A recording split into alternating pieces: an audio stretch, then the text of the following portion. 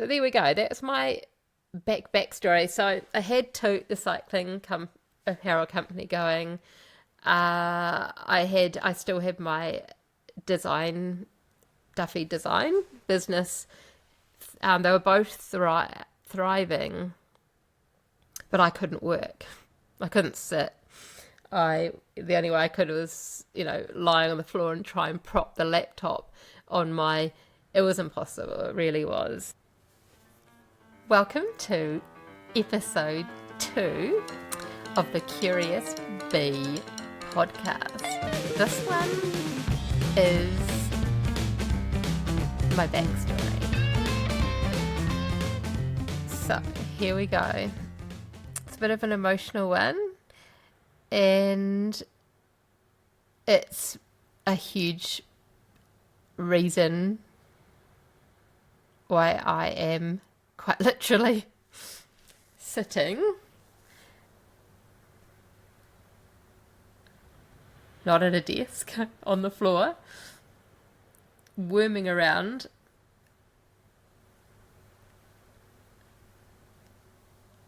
struggling to get comfortable. So, backstory. As I said on episode 1, my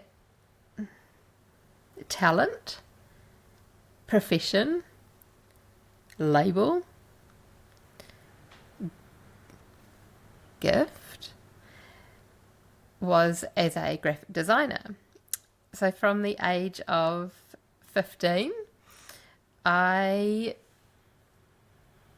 had a calling that, be a graphic designer. I didn't even know what that was. That's often has been what's happened throughout my human journey. I just get these nudges, and often words, titles that I embrace and curiously follow to work out what they are. So I just loved art, and being another backstory, being an introvert, highly sensitive person, I actually really socially struggled at school. I just didn't fit in, and art was great because on those forever long lunch breaks, I used to just go into the art room and do my art, and it was a great workaround for me just really, really socially struggling. So art and maths were my two strengths, and to this day, there is something when you're solving a algebraic equation that I can't do now, but I used to quite enjoy. And the same thing when you're solving a graphic design job, trying to get it perfectly balanced, and it's the same side of the brain. It really is. Where does this come into my backstory? So 25 years sitting behind a computer, constantly going to a chiropractor.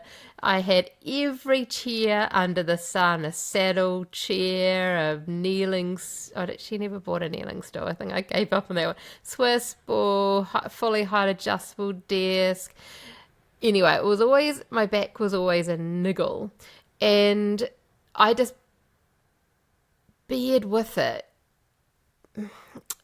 So I met a amazing man, and he got me into mountain biking, and then we kind of somehow discovered I had a strength for cycling, and then being only 5 foot of me, but thighs, very strong thighs.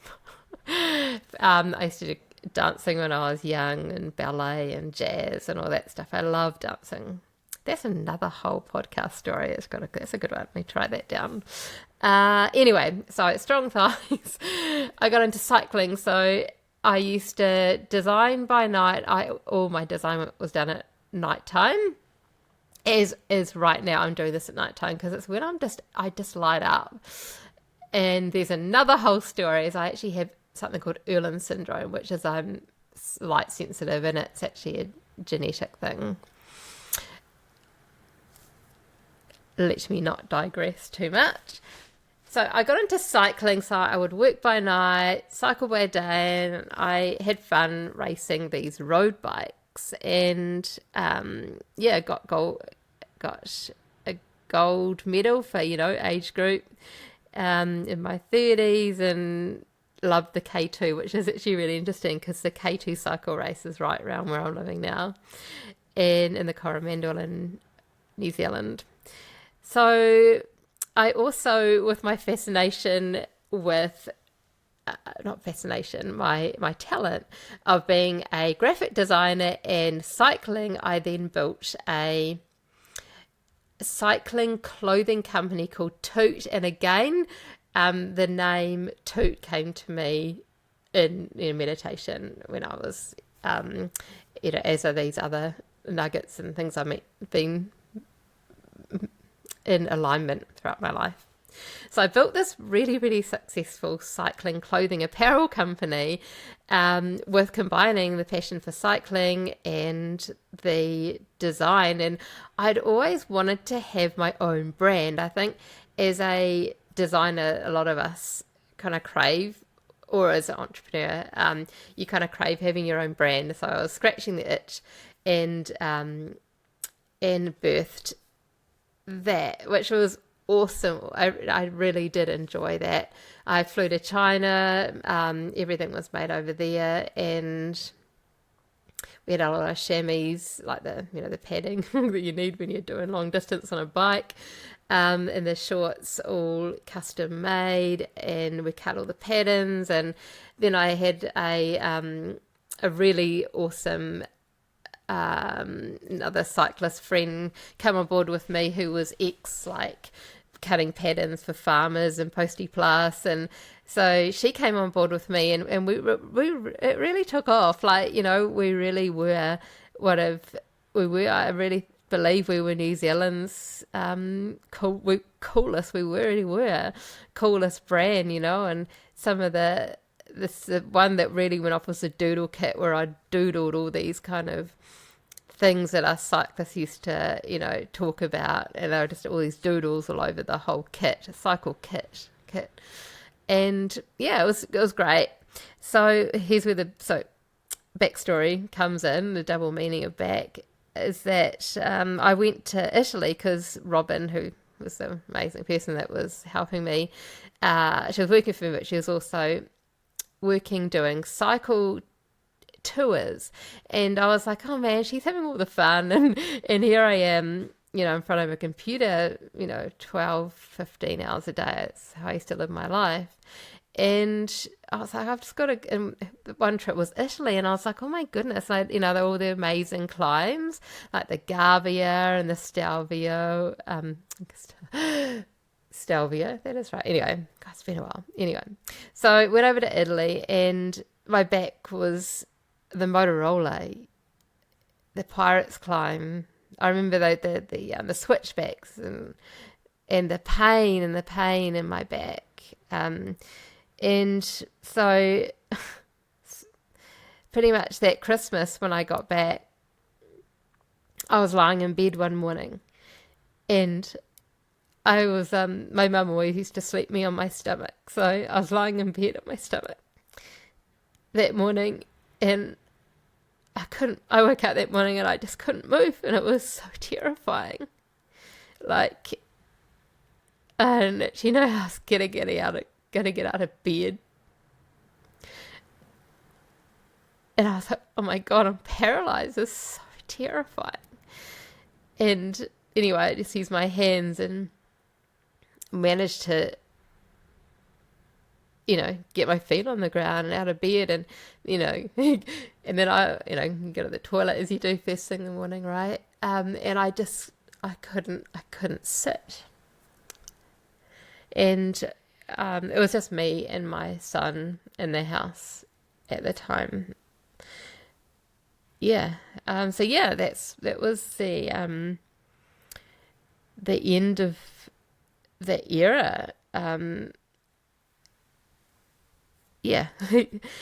And yeah, so everything happens at Christmas, right? So off I had to go to get, all the scans done over Christmas. And yeah, so that Christmas I spent on my back, quite literally on the floor. I just, yeah, so diagnosis was a disc bulge and a disc tear on my L4. And then they worked out, looking at the scans, that my L5 was fused to my sacrum, which is a birth defect called Bertolotti's syndrome, which that's not, not uncommon, but of course when your L5 is naturally fused to your sacrum, my L4 had done 40 years of work. So I mean, you got to count. I do have to count my blessings, because I have had lived a really sedentary life, and if I had started riding bikes and doing all that stuff, putting a lot of pressure on my L4, this would have happened a lot sooner. So you got to be grateful. So yeah, the other thing that I'm really, really grateful for is in them doing the scans, they noticed that I had 2 lemon-sized cysts on, ovarian cysts that were fatal. Yeah, and it could have knotted and killed me. So always grateful. So there we go. That's my backstory. So I had the cycling apparel company going. I still have my Duffy design business. They were both thriving, but I couldn't work. I couldn't sit. The only way I could was, lying on the floor and try and prop the laptop on it was impossible. It really was. And then I felt after all those years of, just, that's, you just live, don't you? Live and work, and it just, life happens, whether it be good, bad, or indifferent. I was so busy that I wasn't the most available mum. Because yeah, when you have so much success with work, it becomes an addiction. And yeah, earning really, really good money, especially with the design, was a passion. Anyway, so that was my the beginning of my backstory, and yeah, my back's never really been any good since, and it's been a bit sad.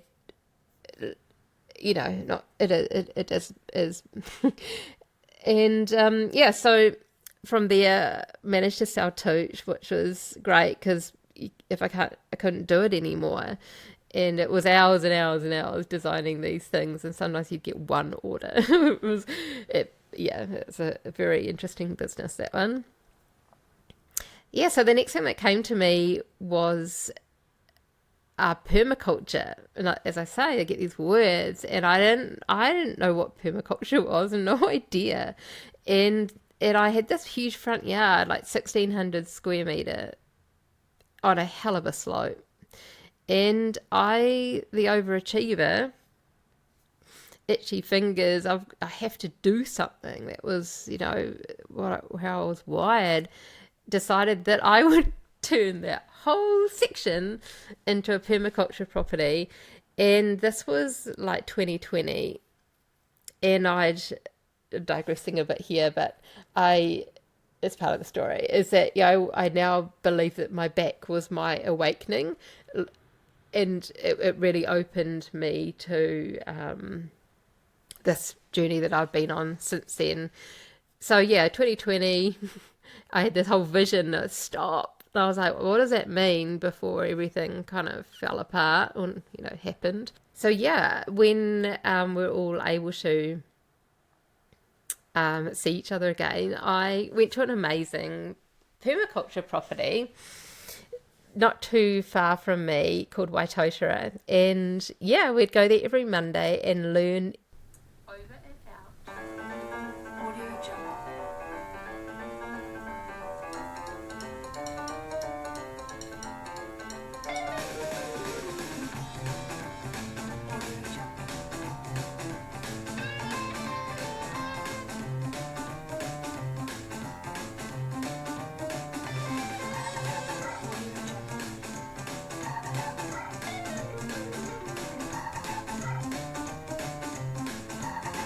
Bins from cycle shops in the middle of the night, load my ute up, go over the harbour bridge 2 o'clock in the morning with these ute loads of cardboard, and then the next day lay them two bike boxes, 2 thickness of cardboard, and then I'd get ute loads of mulch, and I covered the whole section with mulch to suppress the kaikui grass. But it was amazing that my back, because I was moving, I had to move. That's why I did the property. And so, yeah, that kind of stuck at that as a project 24/7, 24/7, you know what I mean. And yeah, I can go into that in another episode about so much that I learnt, because it's kind of cool. So yeah, that's kind of like my backstory. A year ago, it got really, really bad. I think on top of a lot of stress raising a teenager by yourself, and I just had to walk away because the compounding pain of stress on top of my back. And I'd kind of finished that property because I'm a finisher, and I felt like there was nothing to do, and the weeding, it just became, that mulch started breaking down, and it was just a weed nightmare. So yeah, I'd kind of, and then yeah, my 17-year-old, it got real tough. And yeah, he was no longer there, and then I was like, well, what am I going to do with this massive garden, just me and little Sparks? And so yeah, it had served its purpose of getting me through a tough patch with my back, needing to move, needing a project, not really knowing what the heck to do with myself and where to go next. So yeah, then got into the caravan on this major healing journey of where I am sitting here today in this absolutely amazing, so much emotion, this amazing house, beach house, putting it all, those little pieces that I love, together, and quietly kissing goodbye to the bits that I don't. And yeah, documenting some of this in here and seeing where this journey takes me next. So yeah, that is my backstory. They say I need a fusion, and I am such a, I don't like intervention, and I'm tough as nails. Just yeah, I try to cope, but yeah, it's tiring. It's real tiring. Anyway, so that's kind of, I'm not sure. My son's like, Mum, just do stem cells. You need to do stem cells. So yeah, I probably at some point should do something rather than this life of coping. Yeah, but it's funny how I keep saying, I'm just a survivor. It's like, if I had one arm and one whatever, I'd still make it. I'd still work out a way to walk. You know what I mean? Anyway, there's my backstory, and over and out from Curious Bee.